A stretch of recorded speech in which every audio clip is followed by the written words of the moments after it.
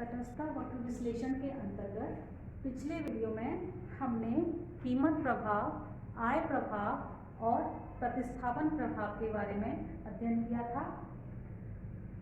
किसी वस्तु की कीमत में परिवर्तन होने पर उसकी मांग मात्रा में जो परिवर्तन होता है उसे हम कीमत प्रभाव कहते हैं और इस स्थिति में उपभोक्ता की जो मौद्रिक आय है वह स्थिर है। कीमत प्रभाव की पृष्ठभूमि में वास्तव में दो प्रभाव क्रियाशील होते हैं, आय प्रभाव और प्रतिस्थापन प्रभाव। कीमत प्रभाव को आय प्रभाव और प्रतिस्थापन प्रभाव में विभक्त करने की विधि का हम आज अध्ययन करेंगे। इसमें हमने दो विधि है इसको कीमत प्रभाव को आय प्रभाव और प्रतिस्थापन प्रभाव में विभक्त करने की विधि, हिक्सियन मेथड और स्लट्सकी मेथड। मैंने दोनों मेथड के डायग्राम यहाँ बनाए हुए हैं। तो जो आय प्रभाव है और जो कीमत प्रभाव है वो एक दूसरे से स्वतंत्र रूप से कार्य करते हैं और कीमत प्रभाव आय प्रभाव और प्रतिस्थापन प्रभाव का जोड़ होता है। तो सबसे पहले हम हिक्सियन विधि लें, हिक्स का मेथड लें, जिसमें हम कीमत प्रभाव को आय प्रभाव और प्रतिस्थापन प्रभाव में विभक्त करके देखेंगे। यहाँ हम देख सकते हैं कि जो प्रारंभिक जो कीमत रेखा है वह MN कीमत रेखा है, MN कीमत रेखा है और इस कीमत रेखा के A बिंदु पर उपभोक्ता प्रारंभ में संतुलन पर है और इस प्रारंभ में संतुलन में होने पर उपभोक्ता X वस्तु की OX1 मात्रा खरीद रहा है। यहाँ हम देख रहे हैं कि Y वस्तु की कीमत स्थिर है और उपभोक्ता की मौद्रिक आय भी स्थिर है और कीमत में परिवर्तन यदि हो जाता है तो उपभोक्ता A बिंदु से आगे B बिंदु पर पहुंच जाता है, क्योंकि कीमत रेखा रोटेट होकर विवर्तित होकर MN मान लीजिए MN2 हो जाती है। इस स्थिति में उपभोक्ता का जो साम्य है X वस्तु की कीमत में कमी हो गई है और उपभोक्ता के लिए नई कीमत रेखा MN2 हो गई है। इस कीमत रेखा पर इंडिफरेंस कर्व जो IC2 है उसके B बिंदु पर उपभोक्ता संतुलन में है। तो जो A से B तक की जो दूरी है या यहाँ जो OX1 मात्रा है और पहले जो उपभोक्ता OX1 मात्रा खरीदा था अब उपभोक्ता OX2 मात्रा खरीदेगा। आप देख सकते हैं कि कीमत में X वस्तु की कीमत में कमी होने पर उपभोक्ता जो X वस्तु है उसकी OX2 मात्रा खरीद रहा है, यानी X1 से लेकर X2 तक उसकी मात्रा में वृद्धि हो गई है। ये जो वृद्धि है X1 से लेकर X2 तक वृद्धि जो है वो दो प्रभावों का योग है, आय प्रभाव और प्रतिस्थापन प्रभाव। वास्तव में यदि हम उपभोक्ता के लिए जब वस्तु की कीमत में कमी हो जाती है तो उसकी वास्तविक आय में वृद्धि हो जाती है। मौद्रिक आय वही रहती है लेकिन कीमत में कमी का प्रभाव उपभोक्ता की वास्तविक आय में वृद्धि के रूप में होता है, क्योंकि उपभोक्ता पहले से बेहतर स्थिति में वो आ जाता है, वह वस्तु की अधिक मात्रा खरीद सकता है। अब यदि उसकी जो वास्तविक आय में वृद्धि है उस आय को यदि वापस उससे ले लिया जाए तो क्या स्थिति होगी। तो मैंने यहाँ MN2 जो कीमत रेखा है उसके पैरेलल उसके समानांतर एक दूसरी कीमत रेखा खींची है, जिसको मैं M1N1 कीमत रेखा हम इसको कह सकते हैं। इस कीमत रेखा पर हम देख रहे हैं इसका जो ढाल है वो MN2 कीमत रेखा के बराबर ही है। इस रेखा के पैरेलल है, ये समानांतर रेखा है। कहने का मतलब है इस रेखा पर जो सापेक्षिक कीमतें हैं वो MN2 कीमत रेखा के समान ही हैं। अब इस स्थिति में जब उपभोक्ता की वास्तविक आय से बढ़ी हुई वास्तविक आय से वापस ले ली गई है, उसकी मौद्रिक आय में से उसे ले लिया गया है, उसकी वास्तविक आय स्थिर है। पहले की स्थिति में वो हम इस तरह से देख सकते हैं कि उपभोक्ता जो अब सी बिंदु पर पहुंच जाता है, सी बिंदु पर पहुंचने पर उपभोक्ता का जो संतोष का स्तर है वो पहले के बराबर है IC1, यानी उसी रिफरेंस कर्व के वो दूसरे बिंदु पर पहुंच जाता है। उपभोक्ता जितना संतोष स्तर ए बिंदु पर प्राप्त कर रहा था उतना ही वह संतुष्टि स्तर सी बिंदु पर प्राप्त कर रहा है। उसका संतोष का स्तर समान रहने पर वह ना तो अच्छी स्थिति में है ना वह खराब स्थिति में है, यानी उसकी जो वास्तविक आय है वह पहले के बराबर है। तो ए से सी तक जो स्थिति है वहाँ पर जो कीमतों में कमी हो गई है, हम यहाँ देख रहे हैं इस स्थिति में उपभोक्ता के लिए जो सापेक्षिक कीमत है उनमें परिवर्तन हो गया है। प्रारंभिक जो कीमत रेखा थी वो MN थी और जो अभी जो वास्तविक आय को स्थिर रखने के बाद जो कीमत रेखा है वो है MN1 है। इस केस में उसके लिए y की कीमत जो है वह सापेक्षिक रूप से y उसके लिए महंगी हो गई है और x वस्तु उसके लिए सापेक्षिक रूप से सस्ती हो गई है।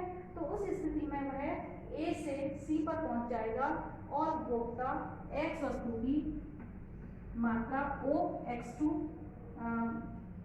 जो मात्रा वो OX2 खरीद रहा था उसमें से वह X1 X0 जो मात्रा है वह प्रतिस्थापन प्रभाव के कारण उसकी वृद्धि हुई है।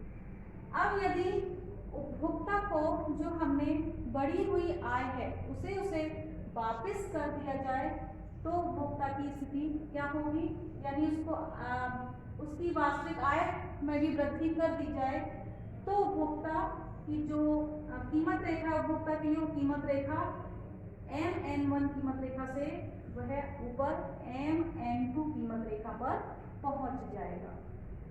अब उसकी जब आय बढ़ रही है तो उपभोक्ता C बिंदु के बजाय वह कीमत में कमी होने के पश्चात B बिंदु पर गमन करेगा। तो कहने का मतलब ये है कि C से लेकर B तक X वस्तु की मात्रा में जो वृद्धि होती है, इसका मतलब X0 से लेकर जो X2 तक की जो मात्रा में वृद्धि है वो उपभोक्ता के लिए आय प्रभाव है। तो कीमत प्रभाव है वह दोनों प्रभावों का योग है। कीमत प्रभाव बराबर है आय प्रभाव प्लस प्रतिस्थापन प्रभाव।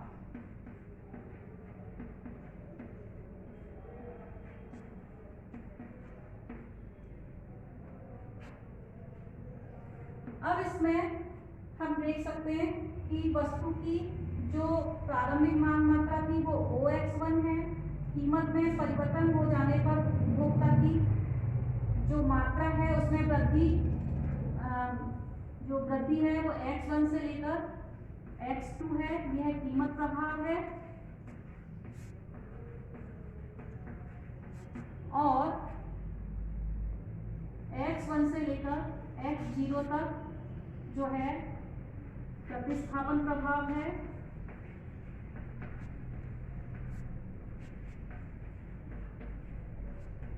और X0 से लेकर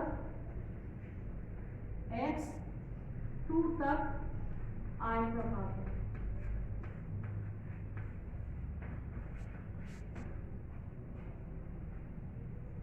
हम यदि A और B बिंदु को जोड़ दें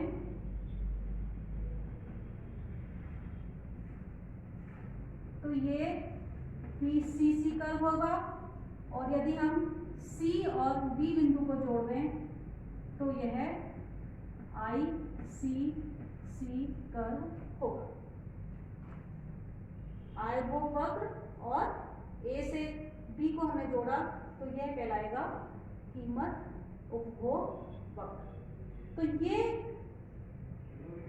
हिक्स की विधि है जिसमें कीमत प्रभाव को आय प्रभाव और प्रतिस्थापन प्रभाव में विभक्त किया गया है। हम इसमें देख रहे हैं कि प्रतिस्थापन प्रभाव के अंतर्गत उपभोक्ता उसी इंडिफरेंस कर्व पर, उसी तटस्थ वक्र पर क्रियाशील है।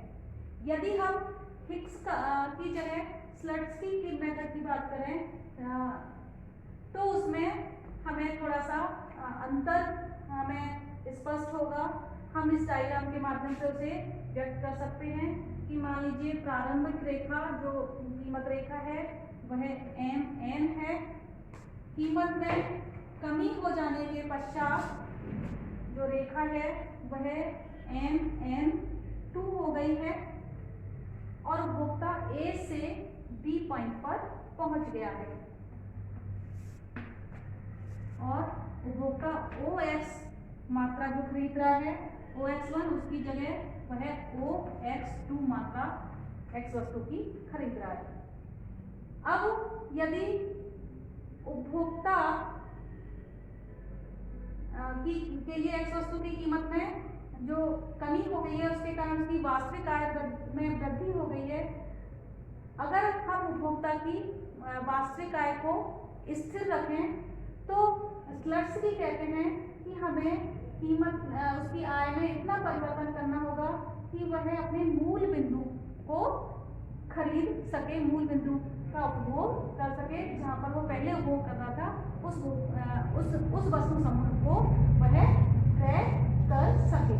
तो हमने जो नई कीमत रेखा है M1 और N1 यह कीमत रेखा उसके प्रारंभिक जो उपभोग बिंदु है उससे गुजरती हुई हमने ये कीमत रेखा खींची है और इस वास्तविक आय के स्तर पर वह ए बिंदु पर प्राप्त वस्तु समूह को उपभोग कर सकता है। लेकिन उपभोक्ता इस स्थिति में ए बिंदु पर अपना उपभोग नहीं करेगा बल्कि वह ऊंचे तटस्थ वक्र पर सी बिंदु पर उपभोग करेगा, क्योंकि ए बिंदु पर हमारी उपभोक्ता संतुलन की शर्तें पूरी नहीं हो रही है। तो ए से सी तक यहाँ पर स्लट्सकी विधि के अनुसार प्रतिस्थापन प्रभाव है और सी बिंदु से बी बिंदु पर आय प्रभाव है, क्योंकि हमने यदि हम उसकी से जो वापस ली है हमने आय उसको यदि हमें वापस कर दें, यदि हम उसकी आय में वृद्धि कर दें तो सी से बी बिंदु पर पहुंच जाएगा। कहने का मतलब है सी बिंदु से लेकर बी बिंदु तक जो गमन है उपभोक्ता का वह आय प्रभाव होगा। तो यहाँ पर स्लट्सकी विधि के अंतर्गत उपभोक्ता के लिए कीमत प्रभाव को हम आय प्रभाव और प्रतिस्थापन प्रभाव दोनों में हमने विभक्त करके देखा है। दोनों में मूल अंतर ये है कि जहाँ हिक्स की विधि में उपभोक्ता उसी तटस्थ वक्र पर रहता है प्रतिस्थापन प्रभाव के अंतर्गत और स्लट्सकी के अंतर्गत हम जो कीमत उसकी आय में जो परिवर्तन करते हैं वो इतना करते हैं वास्तविक आय में कि वह पुराने वाले उपभोग बिंदु को खरीद सके और उपभोक्ता नए बिंदु पर संतुलन में होता है, नए तटस्थ वक्र पर पहुंचकर संतुलन में होता है। Thank you.